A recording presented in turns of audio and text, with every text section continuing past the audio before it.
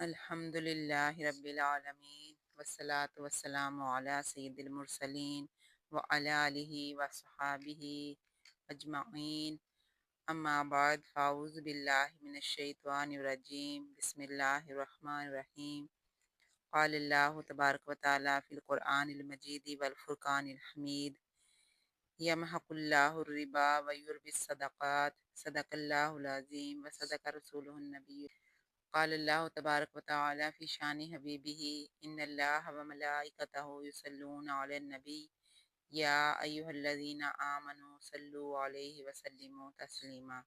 وسلم کے پاس آئے اور بیان کیا کہ میں نے آسمان پر ایک ایسا فرشتہ دیکھا ہے جو تخت نشین تھا اور 70,000 فرشتے اس کی خدمت میں حاضر تھے۔ اس کی ہر سانس سے اللہ تعالیٰ فرشتہ پیدا کرتا تھا، اور اب اس فرشتے کو کوہ کاف پر شکستہ روتے ہوئے دیکھا۔ اس نے مجھ سے سفارش کے لیے کہا۔ میں نے پوچھا تجھ سے کیا خطا سرزد ہوئی؟ اس نے کہا میں شب معراج تخت پر بیٹھا رہا اور تعظیم کے لیے کھڑا نہ ہوا، لہٰذا میرا یہ حشر ہوا۔ جبرائیل امین نے رو رو کر اللہ تعالیٰ کے حضور التجا کی تو اللہ تعالیٰ نے مجھے فرمایا اس کو کہو محمد صلی اللہ علیہ وآلہ وسلم پر درود بھیجے۔ چنانچہ اس فرشتے نے آپ صلی اللہ علیہ وآلہ وسلم پر درود بھیجا۔ اللہ تعالیٰ نے درود بھیجنے کی برکت سے اس کی لغزش کو معاف کر کے اسے نئے پر عطا کر دیے۔ تو ویورز آئیں ہم بھی اپنے گناہوں کی معافی اور اپنے حاجات روائی کے لیے آقا علیہ الصلوۃ والسلام پر درود پاک کا نذرانہ پیش کریں۔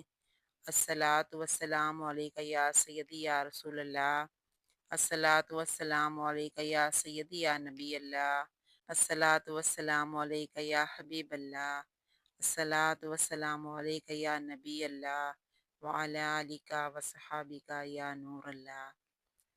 اللہ تبارک و تعالیٰ کی حمد و ثنا اور درود حضور اکرم نور مجسم شفیع معظم صلی اللہ علیہ وآلہ وسلم پر پیش کرنے کے بعد آپ تمام ویورز کو فضا اسلامک چینل کی طرف سے السلام علیکم ورحمۃ اللہ وبرکاتہ۔ تو ویورز ہمارا مقصد قرآن اور حدیث کی تعلیمات کو آسان فہم انداز میں آپ تک پہنچانا ہے تاکہ آپ کے دلوں میں قرآن اور حدیث کی محبت اجاگر ہو سکے۔ اس مقصد کے تحت ہم قرآن کا ترجمہ اور تفسیر، درس قرآن و حدیث، سیرت النبی اور سیرت اہل بیت، فقہی اور شرعی مسائل اور مسنون دعا و اذکار وغیرہ کی ویڈیوز اپلوڈ کر رہے ہیں۔ تو آئیں نیکی کے سفر میں ہمارا ساتھ دیں۔ علم کے حصول کی خاطر ویڈیو کو مکمل سنا کریں اور اسے زیادہ سے زیادہ آگے شیئر بھی کیا کریں۔ یہی ہے آرزو کہ تعلیم قرآن عام ہو جائے، ہر ایک پرچم سے اونچا پرچم اسلام ہو جائے۔ اور دعا ہے کہ یا اللہ مجھے عالم قرآن بنا دے، یا اللہ مجھے عالم قرآن بنا دے، قرآن کے احکام پر بھی مجھ کو چلا دے۔ تو اس مقصد کے لیے ہم نے 40 روزہ آسان فہم تجوید کورس کا آغاز کیا ہے، جو روزانہ رات 9 بجے لائیو چلتا ہے۔ وہ ویورز جو علم کے حصول کے خواہش مند ہیں لہٰذا وہ ہمارے چینل کو جوائن کریں، اور وہ ویورز جو قرآن کو صحیح مخارج اور صحیح صفات کے ساتھ پڑھنے کے خواہش مند ہیں وہ رات کو 9 بجے لائیو چلنے والی کلاس کو جوائن کریں اور علم کو حاصل کریں۔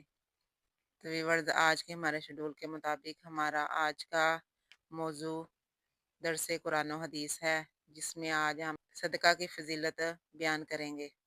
جیسا کہ میں نے آپ کے سامنے قرآن مجید فرقان حمید کی آیت کریمہ پڑھی، جس میں اللہ تبارک و تعالیٰ فرما رہا ہے یمحق اللہ الربا ویربی الصدقات، اللہ تعالیٰ سود کو مٹاتا ہے اور صدقات کو بڑھاتا ہے۔ قرآن مجید میں 12 مرتبہ صدقہ کی فضیلت بیان کی گئی۔ مزید فرمایا گیا علم یعلموا ان اللہ ہوا یقبل التوبۃ عن عبادہ ویاخذ الصدقات، کیا انہیں علم نہیں ہے کہ اللہ ہی اپنے بندوں کی توبہ قبول کرتا ہے اور صدقات لیتا ہے۔ ختم المرسلین صلی اللہ علیہ وآلہ وسلم نے فرمایا جس نے اپنی حلال کمائی سے صدقہ کیا خواہ وہ ایک کھجور ہی کیوں نہ ہو، یاد رہے اللہ رزق حلال یا حلال کمائی کا ہی صدقہ قبول کرتا ہے، نیز اسے برکت عطا کرتا ہے، پھر اس صدقہ کو اس طرح پالتا ہے جس طرح تم اپنے بچڑوں یعنی گائے کے بچوں کو پالتے ہو، حتیٰ کہ وہ احد پہاڑ کے برابر بڑھ کر ہو جاتا ہے۔ دوسری حدیث مبارکہ میں ہے کہ جیسے کہ تم میں سے کوئی آدمی اپنے بچے کو پالتا ہے، اگرچہ تمہارا صدقہ ایک لقمہ کے برابر بھی ہو تو وہ بھی بڑھ کر پہاڑ جتنا ہو جائے گا۔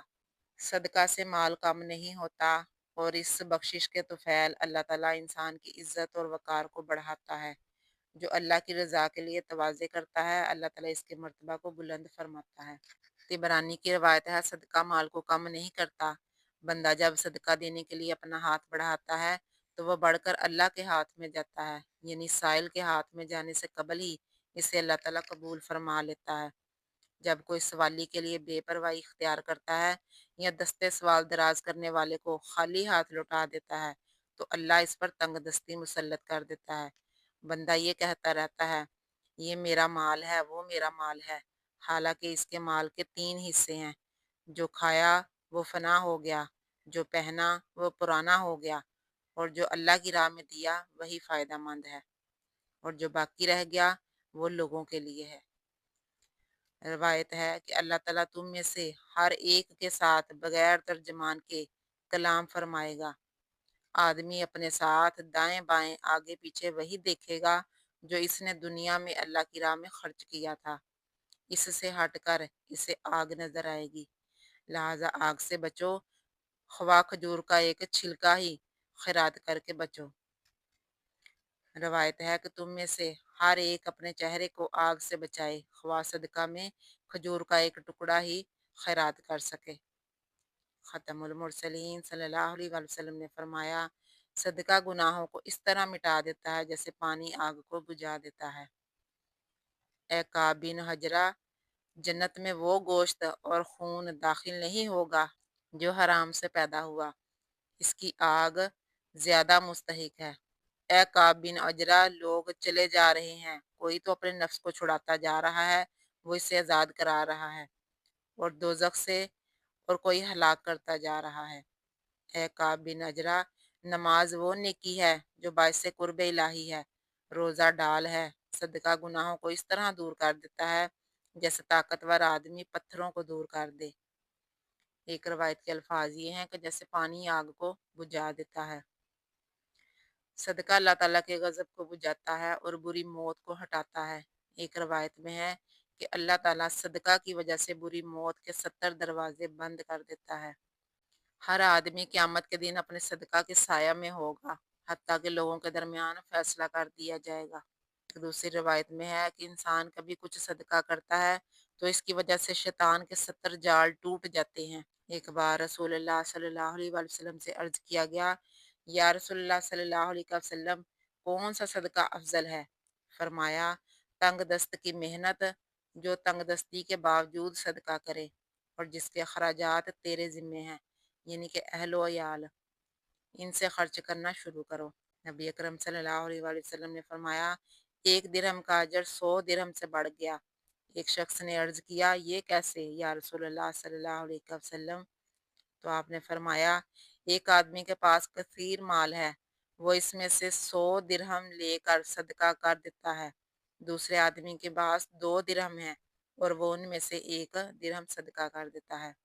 ختم المرسلین صلی اللہ علیہ وسلم نے فرمایا، سوال کرنے والے کو محروم نہ لٹاؤ، چاہے تم ایک بکری کا کھر ہی دینا پڑے۔ 7 آدمی ایسے ہیں جنہیں اللہ تعالیٰ عرش کا سایہ عطا فرمائے گا، جس دن اس کے سائے کے سوا کوئی سایہ نہ ہوگا۔ ان میں سے ایک وہ ہے جو صدقہ کرے اور اس کو پوشیدہ رکھے کہ بائیں ہاتھ کو بھی معلوم نہ ہو کہ دائیں ہاتھ نے کیا خیرات کیا ہے۔